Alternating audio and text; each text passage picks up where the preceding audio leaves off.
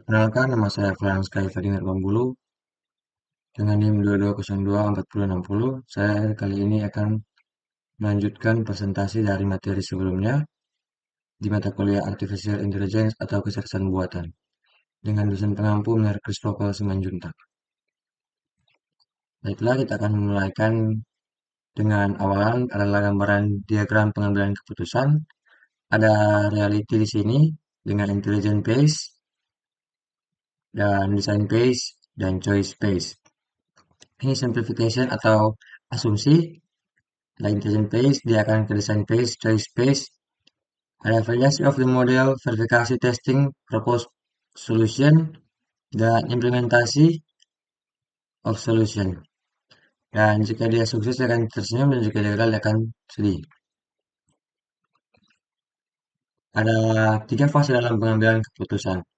Intelligent phase, atau terkait identifikasi masalah. Design phase terkait rekonstruksi sebuah model yang mempresentasikan sistem. Ada choice phase, pemilihan terhadap solusi yang diusulkan untuk model. Intelligence phase, ada poin pertama identifikasi masalah, klasifikasi masalah, penguraian masalah, kepemilikan masalah. Dimulai dengan identifikasi terhadap tujuan dan sasaran organisasional yang berkaitan dengan isu yang diperhatikan.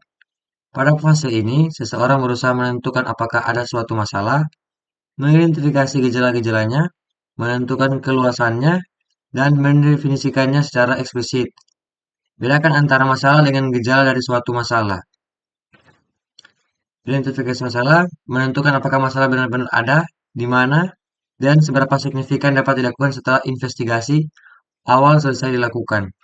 Poin kunci adalah apakah sistem informasi melaporkan masalah atau hanya melaporkan gejala-gejala dari sebuah masalah.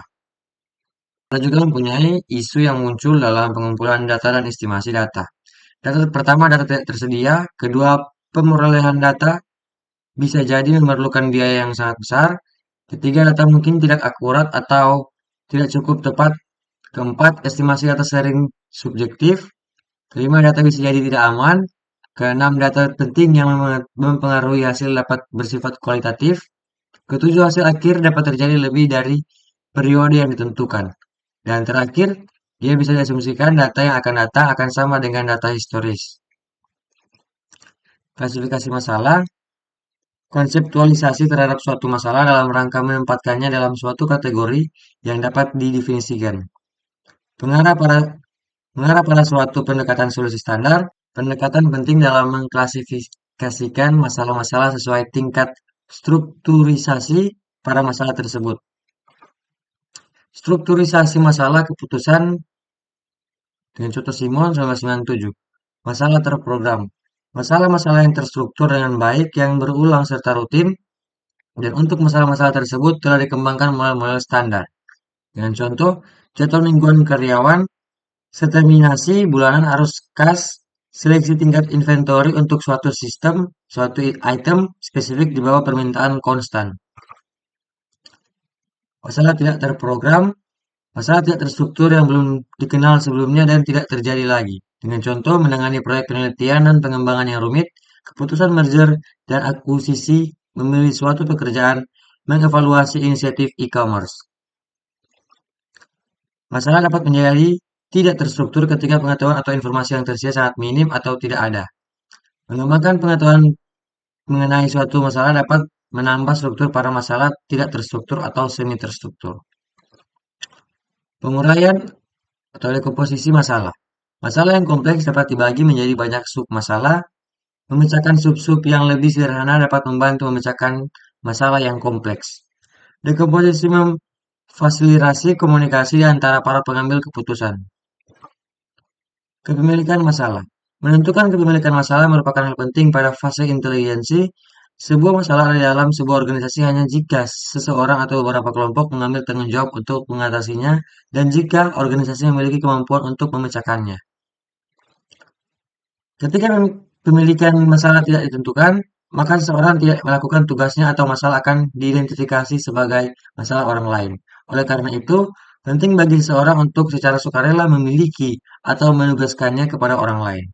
Fase intelijensi berakhir dengan pemetaan masalah secara formal. Baiklah, sekian terima kasih dari presentasi saya yang akan dilanjutkan oleh teman saya, Ferdi Was. Baik, pada saat ini saya akan lanjut membahas pada bagian desain phase. Jadi apa itu desain phase?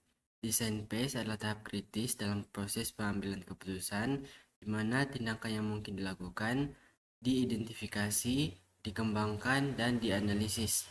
Pada fase ini kita berusaha untuk memahami masalah dengan lebih dalam dan menguji solusi yang paling memungkinkan. Ini adalah momen di mana sebuah model keputusan dibangun, diuji, dan divalidasi.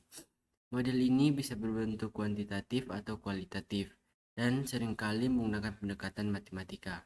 Pada model matematika, langkah pertama adalah mengidentifikasi variabel-variabel penting dan menentukan bagaimana mereka saling terkait. Model yang lebih sederhana seringkali lebih murah untuk dikembangkan dan lebih cepat menghasilkan solusi, tapi mungkin tidak seakurat model yang lebih kompleks. Keuntungan lain dari model yang lebih sederhana adalah kebutuhan data yang lebih sedikit, yang seringkali lebih mudah diakses atau diolah. Dalam konteks ini, variabel keputusan adalah elemen kunci yang mewakili alternatif yang tersedia bagi seorang manajer. Contohnya, dalam keputusan pemasaran, variabelnya bisa berupa kapan waktu terbaik untuk beriklan atau server web mana yang paling cocok untuk dibeli atau disewa. Selain itu, variabel hasil seperti laba, pendapatan atau penjualan biasanya mencerminkan tujuan utama dari proses pengambilan keputusan.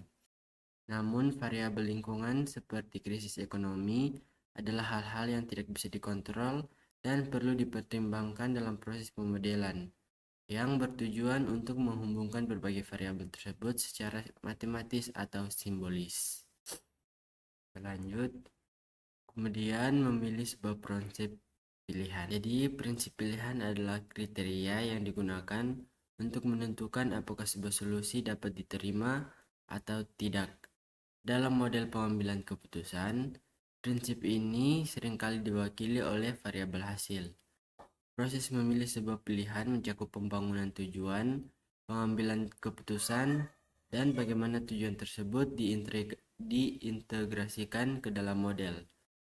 Prinsip pilihan dapat bersifat normatif, yang mengarahkan kita pada keputusan yang dianggap paling optimal, atau deskriptif, yang menggambarkan bagaimana keputusan sebenarnya dibuat dalam model praktik. Kemudian lanjut, model normatif. Model normatif adalah pendekatan di mana kita berusaha untuk memilih alternatif terbaik dari semua opsi yang tersedia. Untuk mencapai ini, setiap alternatif harus diuji untuk memastikan bahwa pilihan yang diambil adalah yang paling optimal. Pendekatan ini sering disebut sebagai optimalisasi. Optimalisasi dapat dilakukan dengan 3 cara utama. Yang pertama yaitu mencapai tingkat terbaik dari tujuan dengan sumber daya yang tersedia. Yang kedua yaitu meningkatkan rasio pencapaian tujuan terhadap biaya. Yang ketiga yaitu meminimalkan biaya sambil mencapai tingkat yang dapat diterima. Lanjut, model deskriptif. Jadi model deskriptif itu bertujuan untuk menggambarkan situasi sebagaimana adanya atau seperti yang diyakini oleh pembuat keputusan. Model ini biasanya didasarkan pada pendekatan matematika dan sangat berguna untuk mengeksplorasi konsekuensi dari berbagai alternatif tindakan dalam berbagai konfigurasi input dan proses. Analisis deskriptif lebih berfokus pada menilai performa sistem. Analisis deskriptif lebih berfokus pada menilai performa sistem untuk sekumpulan alternatif yang telah ditentukan, bukan untuk menemukan alternatif yang optimal. Metode pemodelan deskriptif yang umum termasuk simulasi, yang sering digunakan dalam berbagai konteks seperti keputusan inventory yang kompleks, analisis dampak lingkungan, perencanaan keuangan, dan manajemen antrian. Mencari alternatif. Bagian penting dari membangun model adalah menghasilkan alternatif yang layak kita gunakan. Proses ini sangat bergantung pada ketersediaan informasi, biaya yang diperlukan untuk memperoleh informasi tersebut, dan tingkat keahlian dibutuhkan dalam bidang yang sedang dianalisis. Setelah kriteria untuk mengevaluasi alternatif ditentukan, pencarian alternatif yang layak dapat kita mulai. Yang lanjut, mengukur hasil akhir. Nilai dari setiap alternatif dievaluasi berdasarkan seberapa baik alternatif tersebut dapat mencapai tujuan yang telah kita tetapkan. Misalnya, jika laba adalah hasil akhir yang kita inginkan, maka maksimalisasi laba menjadi tujuan yang perlu dicapai. Dan ini seringkali dinyatakan dalam satuan mata uang seperti dolar. Lanjut, choice space. Choice space adalah saat dimana keputusan final dibuat dan komitmen diambil untuk mengikuti tindakan tertentu. Pada fase ini, proses pencarian, evaluasi, dan rekomendasi solusi terbaik dilakukan.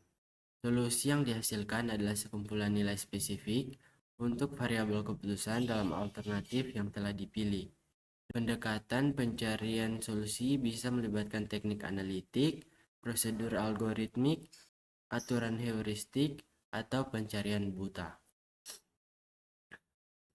Setiap alternatif yang tersedia perlu dievaluasi, terutama jika ada banyak tujuan yang harus dipertimbangkan. Dalam banyak kasus, analisis sensitivitas digunakan untuk menentukan ketahanan suatu alternatif terhadap perubahan dalam parameter sementara alternatif terhadap perubahan dalam parameter. Sementara analisis bagaimana jika membantu menyelidiki dampak dari perubahan signifikan. Baik, sekian dari saya. Terima kasih.